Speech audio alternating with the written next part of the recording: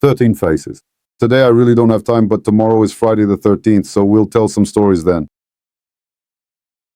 Nope. Of course, I won't leave you without some evening coffee content. Let's take a look at the equipment in Donbass. The worm tank was breaking through. Now they only bring in infantry with tanks. Somewhere he crashed into a tree. Look, his trunk is sticking out. The wood is sticking out. Worm Buster is here as it is here. Yopchik. There is a lot of protection there. The electronic warfare on the roof bellows laughter. Look, the wood is sticking out of the tank's barrel. It's jammed. He somehow couldn't handle that barrel. The guys are working on him. Recon is watching to make sure they don't pull off another Wormbuster attack. He fell only from afar. Picture. In short, the guys realize there's no point in messing around with him, with half measures. Night, doctor. Padak, now that is much better. Right now, there is a tiny little hole right here, and our small lighter is flying directly into it. A few minutes of observation by the night doctor's external recon, and the tank is just the way we need it. Now it's no longer an object the worms would want to drag away and restore. After that, there are assaults here. Another tank is moving in. We're hitting it from a distance. It's with infantry. Wormbuster immediately intercepts. Bang, takes a shot. The tank. It seems like it doesn't stop, but that's not the case. External recon confirms within 30 seconds that it does stop. Here. The grunts dismount from it into the grove, and later they ended up in 13 different forms, so we're not touching them today. I'm only showing you the vehicles. And here are the guys, the Klims.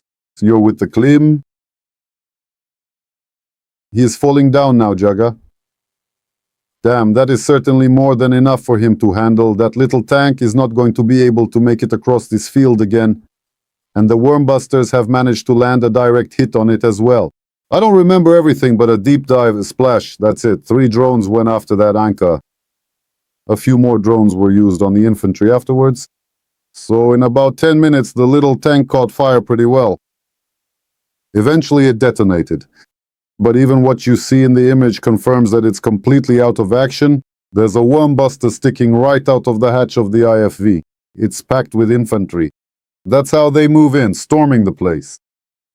They dismount and run. The Wormbuster is right there, waiting. That's our favorite zone. Chaga, chaga, chaga.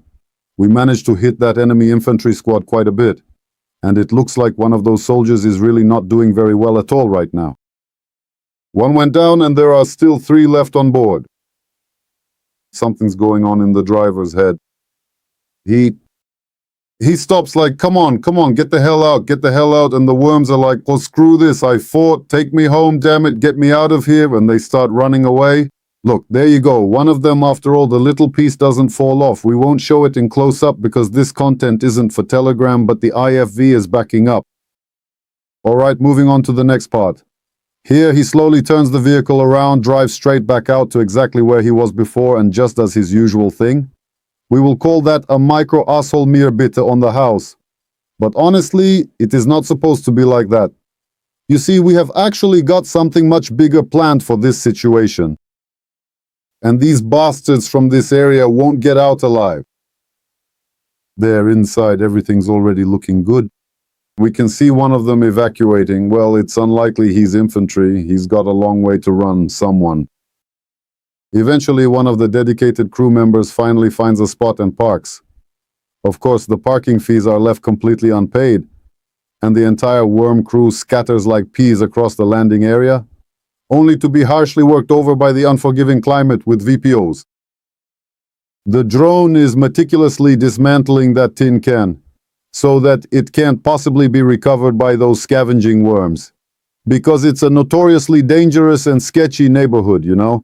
They could easily come and take it away, under the cover of darkness at night. The worm crew didn't make it to the landing in that IFV. Here you go, sir, it's raking in 2 more IFVs as well. Both of the vehicles you see circled have been hit. Whoa! A remote and secluded mining facility. There is definitely some impressive work being done down there. Wow, and the first little IFV is parking. The second one is catching up to it. Look, he doesn't seem too concerned about rescuing anyone there. He just drives around it. Then he speeds up again. Of course, the second one, we'll come back to it later. And we'll also return to those guys who scattered. They're all ours. That's for the 13th episode, but for now, let's deal with the one that's still moving. Look, guys, they're moving in. There you go, bitch, perfect timing. Some of those worms were falling off right there. Whoever noticed from them, yeah, they got a little bit there. Not easy. The guys figured out that can right away with the climate. Now let's get back to the second one. Remember the one that crashed into the candy and give it a bada jaga. Here, something is not enough for her. We ignore those idiots with comments in this video and nod once again. The rush of the Kalaka. Well, you should light a cigarette. It's enough to spend drones on it. No, it is necessary. Deep immersion. All right then, so that actually brings us to the very end of the music. Here on the outside, Nerok looks good. And just take a look at how incredibly nice and intricate all of that detail is. Let's take another look. The diver begins by taking several long, measured breaths, focusing on their heart rate while standing at the edge of the platform. Every muscle is tensed and ready, yet they move with a deliberate slowness that seems to stretch time. They meticulously check their gear, feeling the weight of the tank and the seal of the mask. Below, the dark water waits, reflecting the dim light of the sun. With a final deep inhalation, they lean forward, shifting their center of gravity as they prepare for the silent, cold embrace of the deep dive into the vast blue abyss. Then spreads it on thick. The chips started flying. It's just in the background above him. The loaf on the left, we burned that one too. Up there higher is the one that turned around. See, the one outlined in red now is the one on the mines. Well, and this one hit a mine at 43.5 meters. Moving on. And ended the same way. The next one is full of infantry. Is that a BMP? It's moving along. That's how they send in the assault troops, those idiots, the disposable ones. A couple more, damn, of those candies again. What a misfortune has befallen those worm athletes, damn it. You see, you asked how the remote mining candies work. Here you go, a little passage, a little drive through, an idiot, and now no one is in a hurry anymore. Now a Warnbuster or the Cossacks can calmly come in, and they make a deep...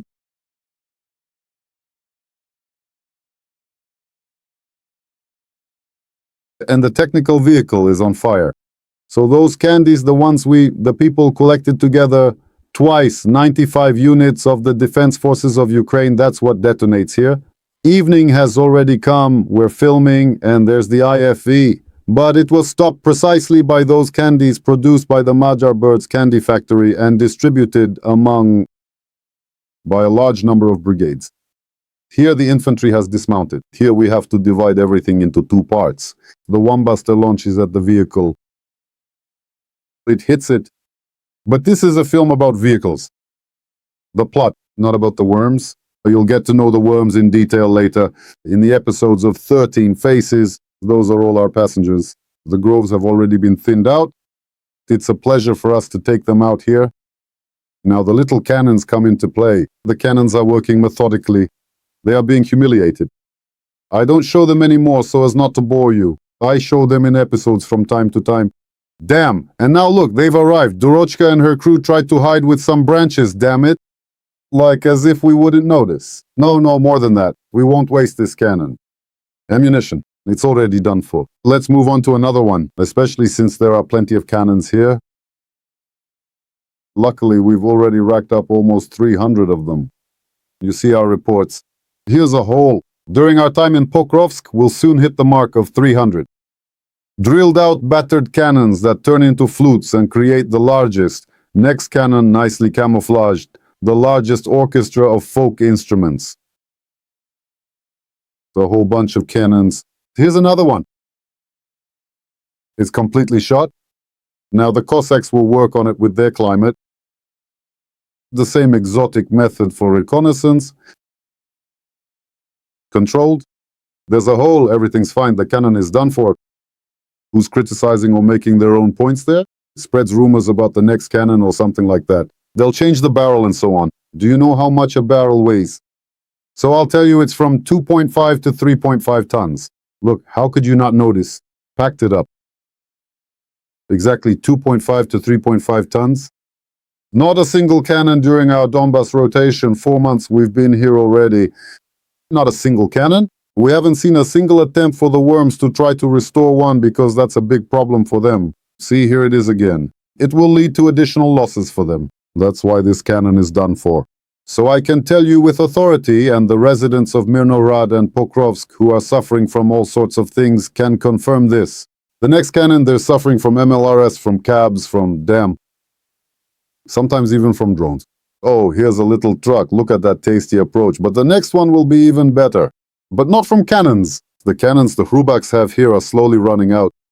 A direct frontal hit on the climate team's Kamaz, it's armored, but reconnaissance using those same FPV drones shows that the armor, we honestly don't give a damn about it, and nothing. So after being hit by a 1.5 kilogram shaped charge candy, nothing was left of that armored Kamaz.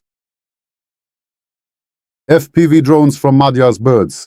Here come some idiots, curious, riding a buggy.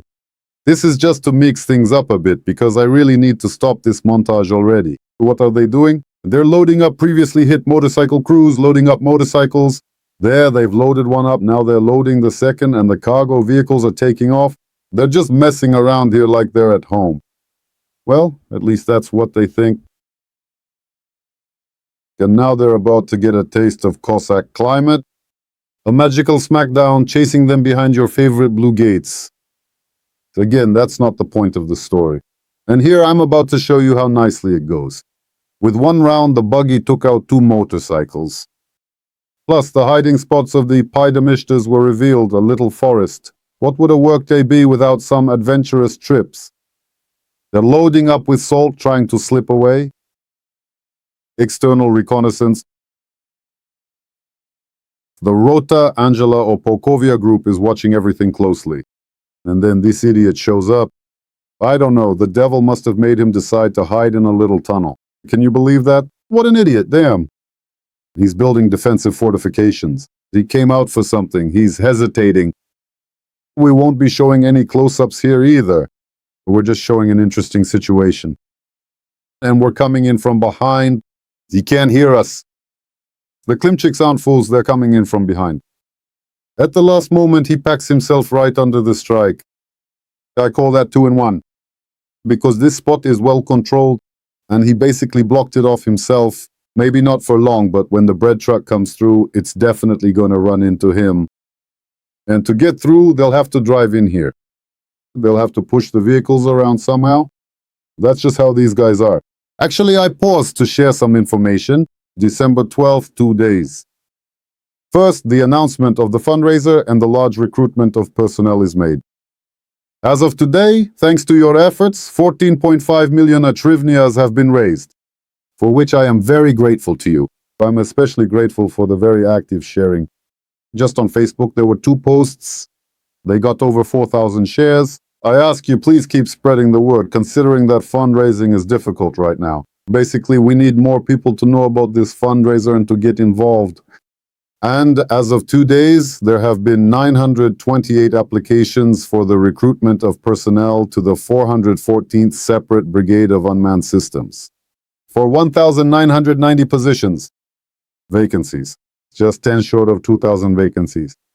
This is the result of your trust in us, your desire to help, which is exactly why I reached out to you. To spread the word, to make any donations you can, and also to join our rapidly growing team, which in just a year has transformed from a company into a separate battalion, then into a separate regiment, and now into a separate brigade. And it requires a significant increase from the current 4-digit number of personnel. Team members are needed for 147 different types of positions. We are continuing the fundraising. How much do we have so far? A third? A third, yes, in fact, just a little more, and a third will be collected. I will keep you updated daily. Tomorrow, Friday the 13th, I'll drop you a tasty set of 13 images, and after that, the next night images, which have already become a tradition for us up to this very moment. Thank you to Mykolaiv Zvanka, who spreads the word. He's the only major source sharing information about our fundraisers and recruitment. And thanks to his community as well. Likewise, thanks to all the followers of Magyar's Birds for your contributions to our initiatives, fundraisers, and everything else. Wishing you a quiet and peaceful night. Eyes and Stingworm Terror. Talk to you tomorrow. Honor?